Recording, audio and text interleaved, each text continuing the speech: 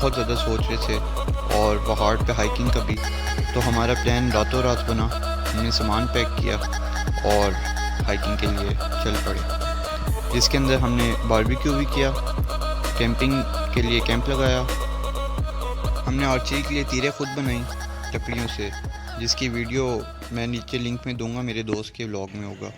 और सुबह 5 बजते ही मेरा दोस्त फरजान मुश्तबा एक लंबा सा थैला और एक अजीब सी बोतल उठाए हुए मेरे घर की तरफ रवाना हुआ। फिर आखिरकार ये मेरे घर में एंटर हो ही गया और इसने मुझे देखा और फिर उधर मुंह मोड़ लिया, समझा बहुत हीरो है। फिर आखिरकार देख ही लिया। और उसके बाद भालू शाह हमदान खान और cool rider Hamza Rizwan the hero enter हो गए लंगड़ाते लंगड़ाते। फिर हमने सोचा हम वेजिटेरियन भी हैं तो बारबेक्यू के अंदर सब्ज़ी क्यों ना हो, तो बैंगन और आलू शालू घर से ही उतारते हुए as I am a farmer. और कैमरामैन हमारा बहुत अनाड़ी था तो उससे फोकस ही नहीं हो रहा था, तो बुरा ना मानिए। और ये 3 इडियट्स चलते हुए आ रहे हैं और जैसे कि आप देख सकते हैं कि भालू शाह के मुंह और पेट पे एक जैसी स्माइल है। जो हम सामान लेके गए थे उसकी पिक्स हमने एंड पे डाली हुई इस व्लॉग के। और ये फिर हम पहाड़ के रास्ते की तरफ जाते हुए, और उस्मानी साहब ने बैग ऐसे उठाया हुआ है जैसे ये कोई केटू पे चढ़ने जा रहा है।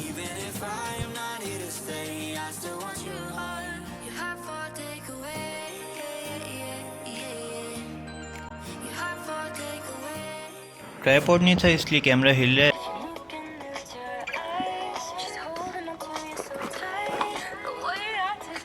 इधर हमें वाइल्ड बेरीज नज़र आई जो कि हमने तोड़ी, मगर जहरीली हो सकती थी तो खाई नहीं। मगर वो पेटू भाई जो हमारे थे उन्होंने फिर भी चखी और पैरालाइज हो गए। और फिर जैसे कि हमदान बेरीज खाकर पैरालाइज हो गया, कभी डंडी उठा रहा है, कभी क्या कर रहा है, अजीब हरकतें करने लगे, अपनी असलियत पर आ गया।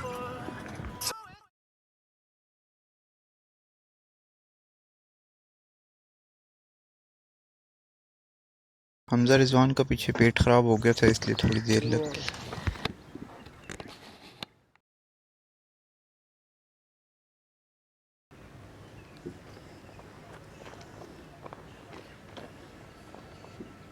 बेंच मुझे मारे।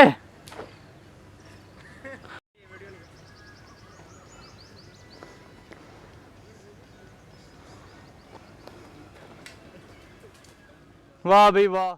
इंस्टाग्राम की स्टोरी पे तो चढ़ानी होती है पिक्चर्स। और फिर हम अपनी डेस्टिनेशन पर पहुंचे जहाँ पे हमने अपना कैंप लगाना था। लेकिन यहाँ पे बहुत ज़्यादा पत्थर थे तो हम लोगों ने सोचा कि इसे पत्थरों को पहले हटाएं और जगह लेवल करें, जिसमें मिस्टर फरजान और हमज़ा तो बहुत जस्तजू से लगे थे, मगर हमदान से कोई काम नहीं हो पाया बेचारा। हमदान ने चुस ना मार यार।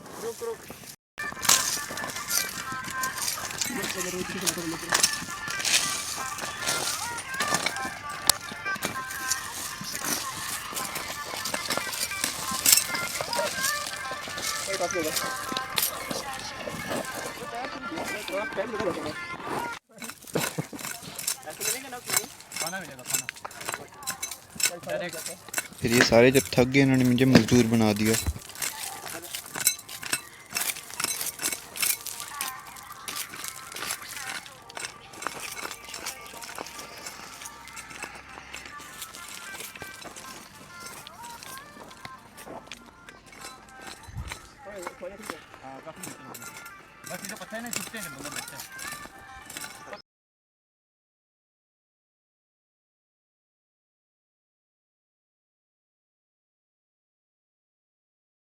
फरजान की गोडी की तो कोई बात ही नहीं है ना।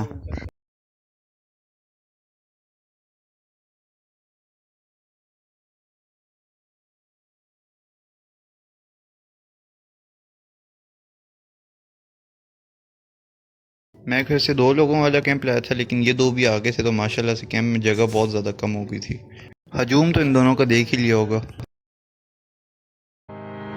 You know it's been a long time.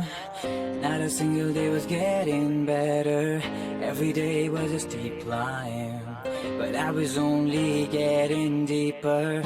The sun would shine bright, but every time it seemed like a midnight was like a dead fish in the river.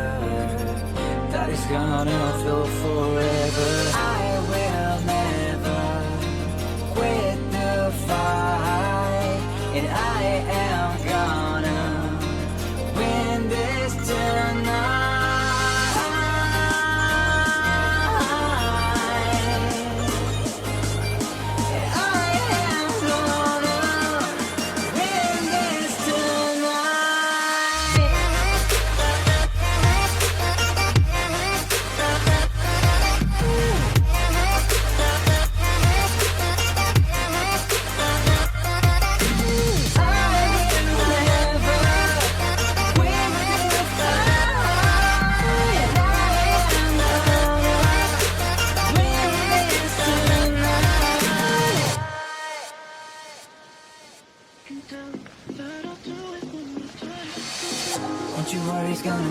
पहले हम सोचे थे कि हम घर से कोलपिट लाएं, लेकिन फिर हमने सोचा कि नहीं लेकर जाते ताकि थोड़ा सा एडवेंचरस रहे।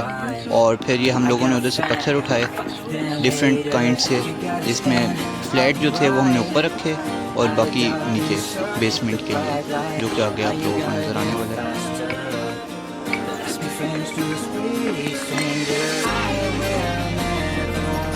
XL large size. चलो हमने बड़े पत्थर नीचे रखे और फ्लैट पत्थर ऊपर की तरफ रखे ताकि शीशे गिरे मत, और ये मेजरमेंट्स ले रहे थे।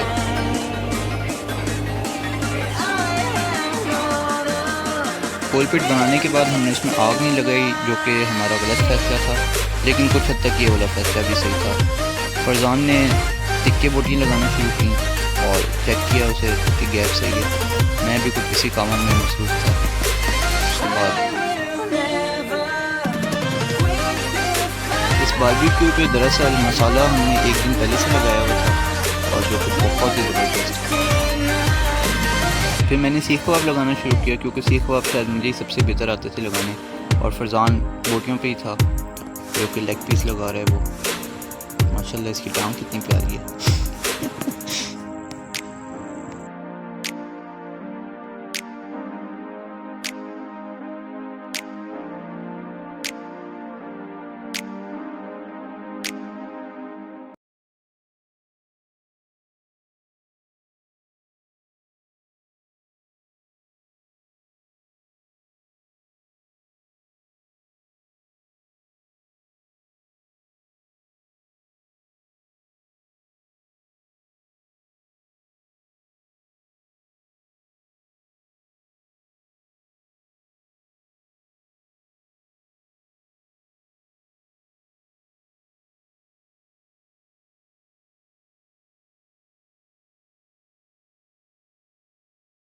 बोटियाँ लगाने के बाद इसने इंश्योर की कि सही तरह रोटेट हो रही हैं, और पीछे हमजा रिजवान पकड़ पकड़ के उसके ऊपर रख रहा था।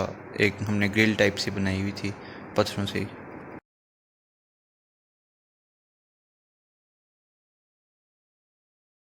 उसके बाद हमने छोटी छोटी लकड़ियाँ, जिन्हें हम ट्विग्स कहते हैं अंग्रेज़ी में, वो हमने डालना शुरू की कोलपिट में, क्योंकि आग लगाना कोई आसान काम नहीं है। और लकड़ियाँ हैं ये बिल्कुल सूखी थी, और गीली डालेंगे तो आग लगती नहीं है, बिल्कुल मतलब चुन चुन के डालनी पड़ती थी। और ना हम कोई फ्यूल लाए थे, ना कोई मिट्टी का तेल, इसलिए बहुत बड़ा चैलेंज था। बस एक लाइटर था, वो भी ख़त्म होने वाला था, मगर किस्मत से हमें एक इधर बिल्कुल ब्रांड न्यू लाइटर मिला सिगरेट की डब्बी के साथ, जो कि हमने लाइटर उठाया, सिगरेट नहीं। बस एक चीज़ हम लाए थे, प्लास्टिक बैग, जिसके अंदर बारबेक्यू की कुछ चीज़ें थीं, तो वही हमने यूटिलाइज़ किया। ये बहुत हेल्प करता है। तो इसे आग लगा रहा था फरजान, और मैं हेल्प कर रहा था। हमारे वो दोनों भाई तो बेचारे इनएक्सपीरियंस्ड और मोजो के लिए आए थे। उस पे लकड़ियाँ रख दो फरजान, उस पे और लकड़ियाँ रख दो। आप देख सकते हैं मशवरे देने में तो दोनों एक से बढ़ के एक थे। अभी बड़ा क्रिटिकल टाइम है।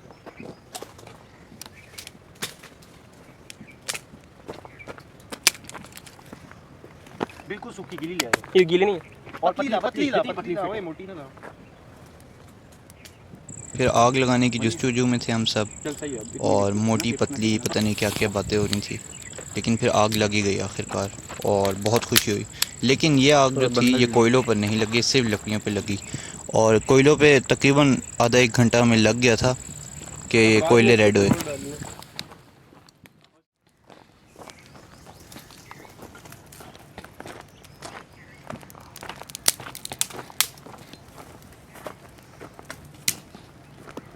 फिर आग लग चुकी थी और ये हमारा सारा सेटअप है। हमने कैंप लगाया हुआ था, उसके आगे ही बारबेक्यू रखा हुआ था हमने सीखों पे लगाकर, और बाकी हमारा सामान पड़ा हुआ था।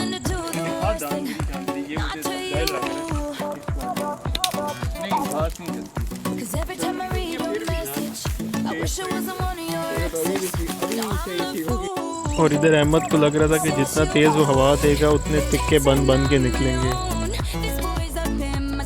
मतलब तंज करना तो कोई फरजान से सीखे ना।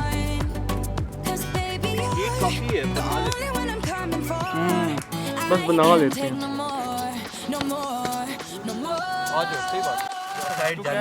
हाँ ये साइड जलनी नहीं नहीं ये साइड पक गई है, देख ये वाली साइड रह गई है जहाँ से, तो ये नहीं हो रहा, देखो करके देख। और इस बाशिंदे को देखे बस मशवरे देने पे तुला हुआ था, हाथ लगा नहीं रहा था जल रही है नहीं जल रही है, इससे बहुत उसकी फिक्र हो रही थी।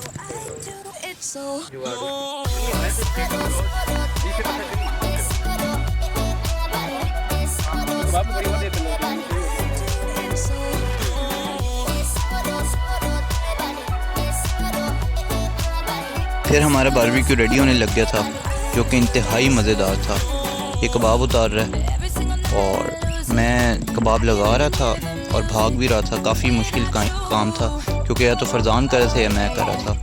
तो फरजान जब बिज़ी होता था तो मुझे भागना पड़ता था। अब तिक्के भी बनने लग गए थे।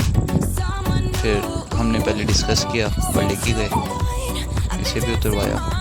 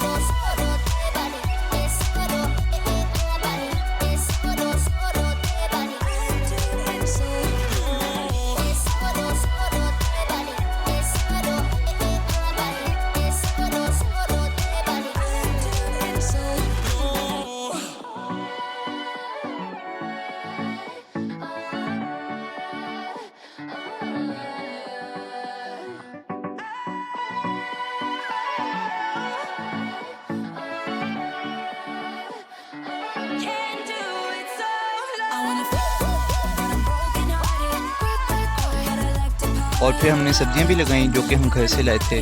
कुछ को हमने मसाले में मैरिनेट भी किया और बहुत ही इसका फिट टेस्ट बना था।